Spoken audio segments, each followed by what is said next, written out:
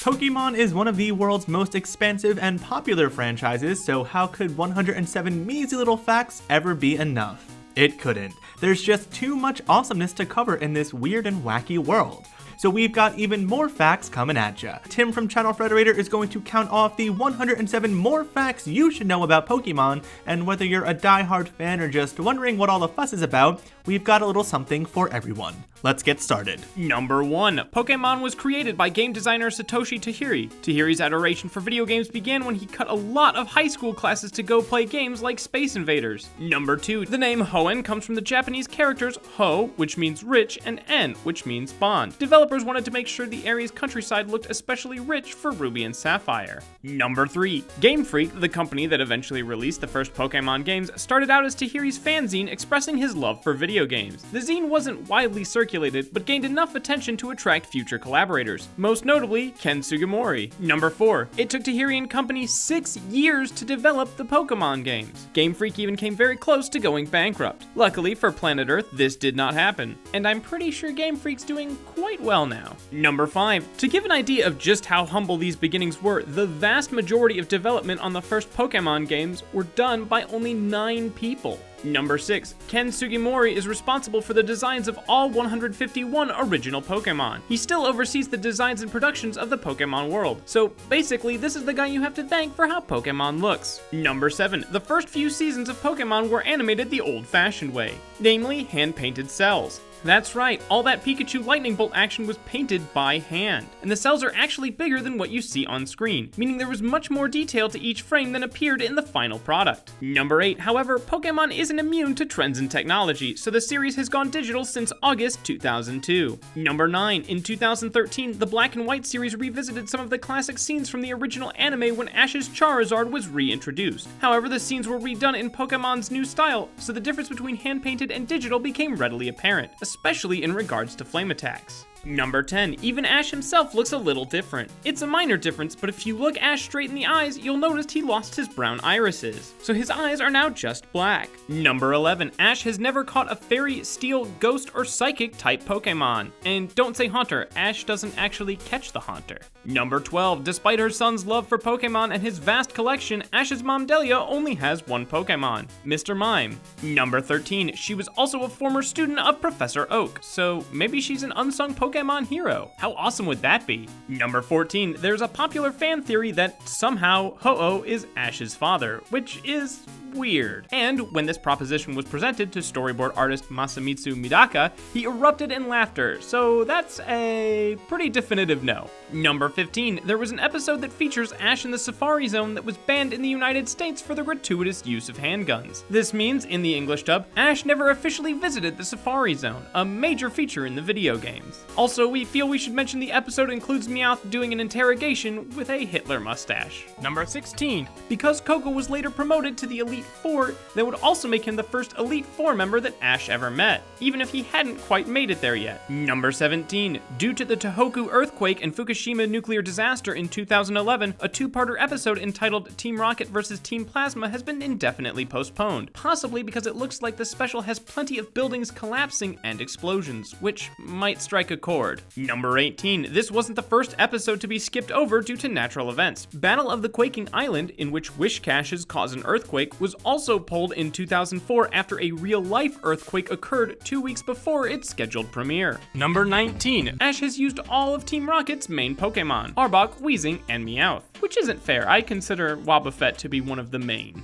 Number 20. When Oak was younger, his main Pokemon was a Charmeleon. His grandson's starter choice was Squirtle, which is obviously strong against fire types. Number 21. Gary Oak, the grandson of Professor Oak, is based on the rival from Pokemon Red, Blue, and Yellow, and also Green if you're from Japan. Though not exactly the same, his clothes are similar to the rival in Red and Blue. Also, he's missing the snazzy jacket. Number 22. Because the game was made to match the anime more faithfully, Pokemon Yellow's rival is a much closer match to Gary's look. Number 23. In Yellow, the rival's starter is Eevee, to match the player having a unique starter. Since Yellow is largely based on the show, Gary himself also has an Eevee, but Eevee wasn't his starter Pokemon. Number 24, Gary is pretty accomplished. In the first season, he's shown with 10 badges, 2 more than you can even earn in the Kanto region. Of the badges he shows, only 3 are ones that we know of: the Cascade badge, the Boulder badge, and the Rainbow badge. So either he's been cheating this entire time, or Ash needs to up his game. Number 25, Gary's badges stand a good chance at being legit though, because contrary to the game, in the anime there are more than 8 gyms in each area, which means Gary could have gone on all kinds of exciting adventures to places we've never even heard of. Number 26, to make Gary even more impressive seeming, in episode 65 of the original series, Gary is shown to have caught over 200 Pokemon. That's 49 more Pokemon types than even existed at that point. Ash, what are you doing? You gotta step it up. Number 27, Ash and Gary are seemingly childhood rivals and friends, going from later episodes and the game they are based on. Despite this, when Gary meets Ash in the first episode, he states it's the first time they've met, which could just be because Gary is a massive tool. Number 28,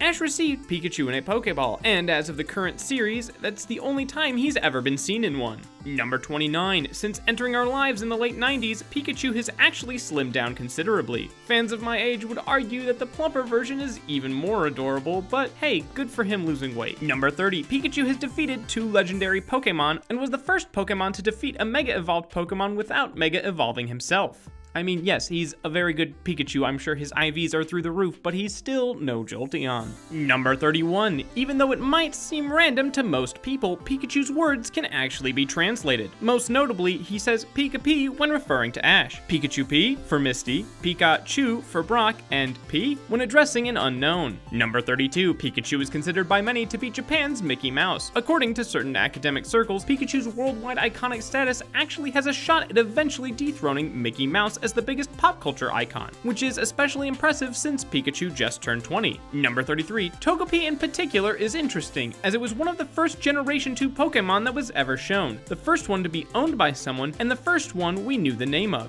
Of course, she's not the first we saw. That distinction goes to Ho-Oh. Number 34, Togepi was the first Pokemon to hatch out of an egg, which makes sense, it's basically 80% egg. Number 35, since Togepi was born from an egg and not naturally caught, she's never shown having an owner's Pokeball. Misty simply carried it wherever she went. Number 36, Ash and Misty are hinted at having strong feelings for each other, but this is much more played up in an absolutely 90s-rific love ballad in which Misty sings about how much she loves Ash. Number 37, while Brock has repeatedly come back to be Ash's companion, former director and storyboarder Masamitsu Hidaka has stated there are no plans to ever bring Misty back as a regular companion. Number 38, though Brock doesn't have an official last name, his American voice actor Eric Stewart has stated in a 2006 interview that his last name is Harrison.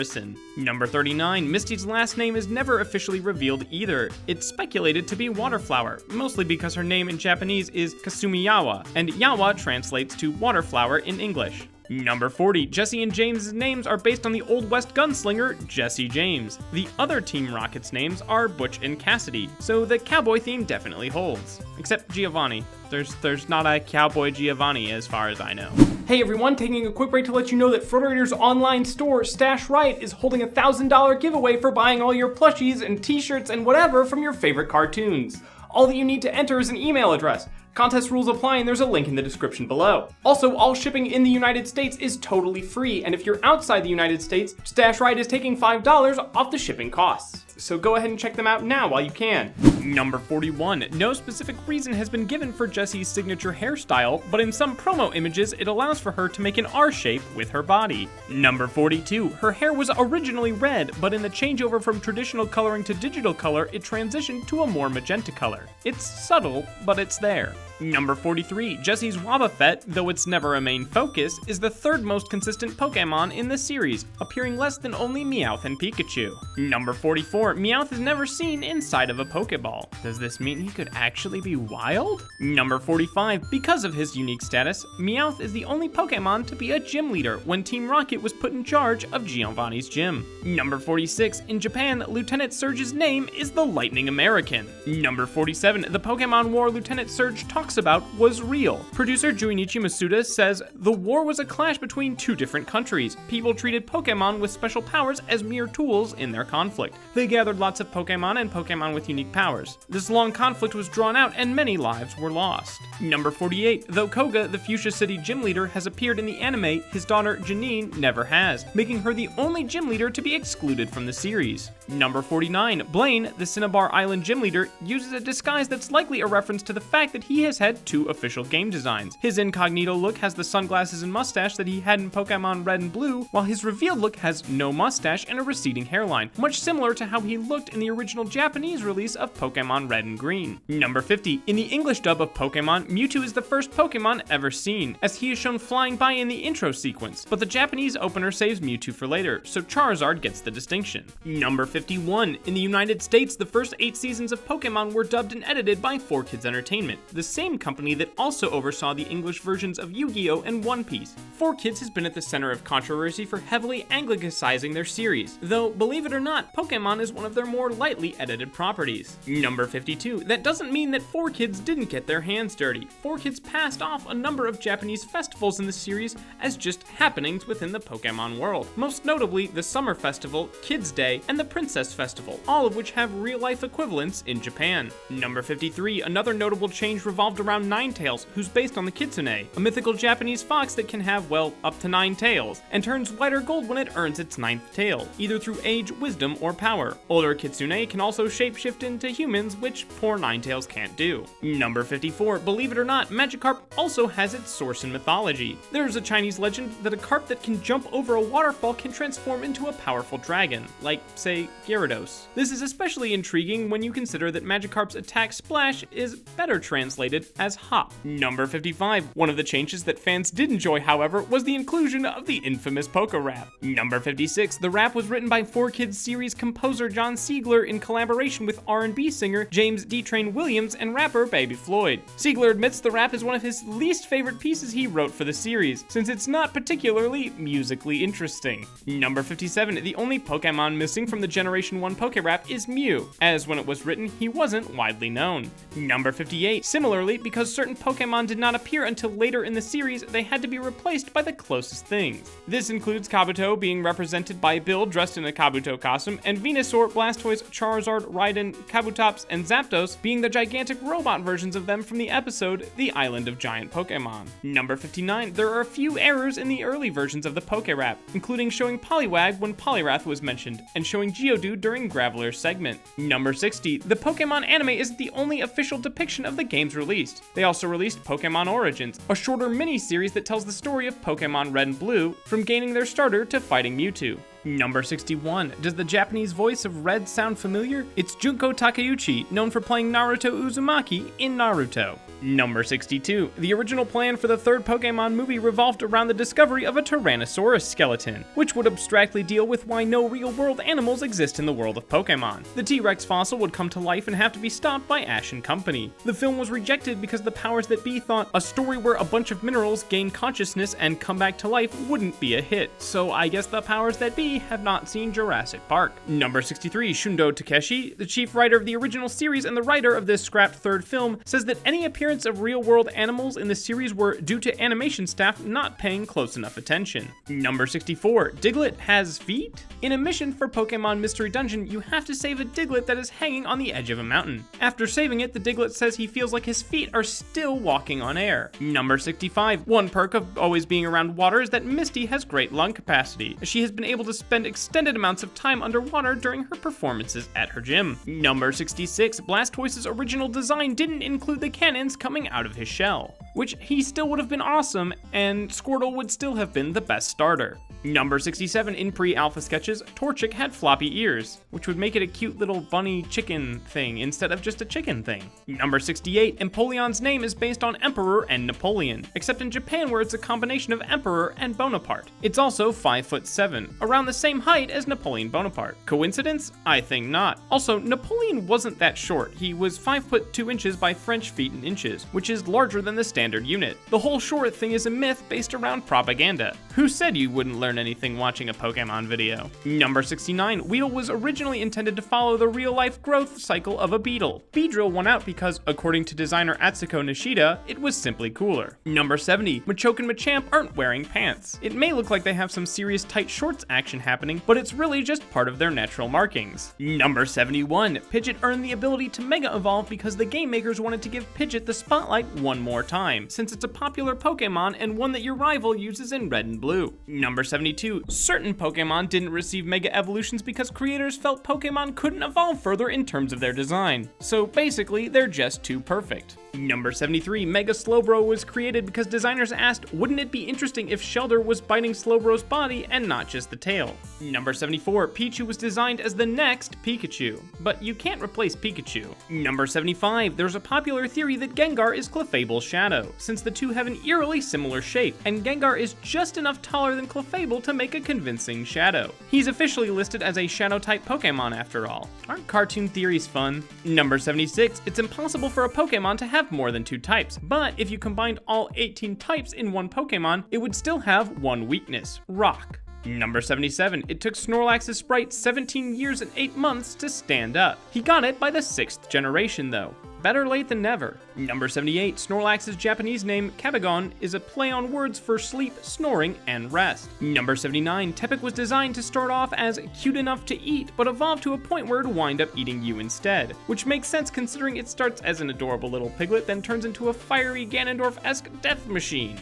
Number 80. We know that Charmander's tail needs to be kept lit so that it can live, but I think Spoink has it worse. He has to continuously bounce or its heart will stop. Number 81. Apparently it's completely possible for people to just turn into Pokemon if you're special enough. Beside that time, Ash turned into a Pikachu. Legend has it that a boy with extrasensory powers suddenly transformed into a Kadabra. Number 82. All Yamasks are also derived from people. They are the spirits of people interred in graves, and each one carries around a mask that resembles its face when it was a human and retains memories of its former life. Sometimes they look at the mask and cry. Number 83, Lampent is even darker. It's known to hang around hospitals waiting for people to die so it can use their spirits as fuel for its fire. Number 84, if you're a kid, you should probably avoid Drifloons. Kids unlucky enough to mistake it for a balloon tend to turn up missing. Oh yeah, they're also made up of the spirits of humans and Pokemon. Number 85, the Pokemon Banette is simply a plush doll that was thrown away, which came to life because it was that angry. It stalks around looking for the child that abandoned it. It's basically a horror story version of Toy Story. Number 86, a drawing of Banette was commissioned by Pokemon from famed horror manga author Junji Ito as part of a Halloween-related promotion called Cowabunga. Don't worry, Pokemon also allowed Ito to ruin Gengar for you. Number 87, in the original Pokemon Adventures manga series, Sabrina, Lieutenant Surge, and Koga are all members of Team Rocket. Number 88, in the same series, the Elite Four is an evil corporation that is trying to use the gym badges to power a laser that would wipe out humanity, except for a few people who are nice enough to their Pokemon. Number 89, Team Rocket did a rather unethical experiment on Moltres, Articuno, and Zapdos that combined them into one giant named Thufizer. It's like a legendary version of Dodrio. Number 90, Pokemon Red and Blue sprites were criticized for not looking enough like the art in the anime. You know, the anime that came out after the games were made. In response, Game Freak modified the sprites for yellow to make them look more like the anime. Number 91, Ash has caught a starter from every region. Number 92, a musical stage show called Pokemon Live toured the US in the second half of 2000. If you haven't seen it, you missed it by 16 years. Number 93, the musical incorporated some songs from the show as well as plenty of new exclusive material. If you're promoting the fact that you missed this, you can still buy the cast recording titled Pokemon Gotta Catch 'Em All Live, featuring such hits as What Kind of Pokemon Are You, You and Me and Pokemon, and Brock's unforgettable Two Perfect Girls. Number 94, all 150 original Pokemon managed to make a cameo. All of them. I feel bad for the costumes and props departments on that show. Number 95, the musical also introduced Mecha Mewtwo, which is a robot owned by Giovanni. Number 96, famous MMA fighter Ronda Rousey is a massive Pokemon fan. She says she lost a ton of weight the summer she got Pokemon Blue because she wouldn't stop playing. Number 97, there is a Pokemon club at Cornell University where young hopefuls can battle members and try to become the Pokemon champion of Cornell. They focus on both the card and video video games. Number 98, the Pokemon World Championships have been held in a different city every year, and with the number of players worldwide, I don't think they're worried about running out of cities. Number 99, on April 1st, 2014, Google had the cruelest April Fool's Day prank when they released a joke advertisement for an augmented reality version of Pokemon, along with an accompanying Google Maps game. Alongside the game, they also offered a job at Google with the official title of Pokemon Master for anyone who captured all 150. Number 100. Although the job offer was just a joke, 2.5 months later, in June of 2014, users who caught all 150 Pokemon were given official Pokemon Master business cards from Google. Also, you don't need all 150 Pokemon, you just need one. Jolteon for life! Number 101. Pikachu has been a staple of the Macy's Thanksgiving Day Parade since 2000, making 16 consecutive appearances. Number 102. Pokemon is now in its 17th season, and all the series combined have over 800 episodes. So if you haven't been keeping up, you have some binge watching to do. Number 103. There have been over 260 million Pokemon games sold, and more than 21.5 billion cards shipped to 74 countries. The Census Bureau estimates that there are 7.4 billion people on Earth, so that's roughly 3 cards for every person on this planet. Number 104. In 2005, Pokemon the Park opened in Nagoya. Don't go buying a plane ticket though. The park was only a temporary traveling fair from March to September. Taiwan got it for a few months as well. Number 105. Don't cry though. Recently, Nintendo announced that Nintendo-themed attractions will be coming to Universal Studios theme parks. And while nothing specific has been announced, we all know a certain franchise that regularly partners with Nintendo. Number 106. One of the most recent Pokemon games released in Japan is Detective Pikachu, a simple point-and-click adventure game that wouldn't be terribly exciting if it weren't for the fact that it stars a talking Pikachu. But this Pikachu drinks coffee, is intelligent enough to solve mysteries, and is a womanizer. Number 107. To further augment how intriguing this game seems, at the time of writing, there is a petition on change.org with nearly 48,000 supporters for Danny DeVito to play Detective Pikachu in the English version of the game. And thanks to a fan video, it's already proved to be an amazing idea. Thank you for watching 107 Facts. Also be sure again to check out the link in the description for how to enter our contest for a $1,000 gift card to Stash Riot. So go ahead, check all that out, and remember, Frederator loves you. Oh, hey, I was just wondering, can you make 107 facts about Homestar One now? If you do, thumbs up. If you don't, who cares?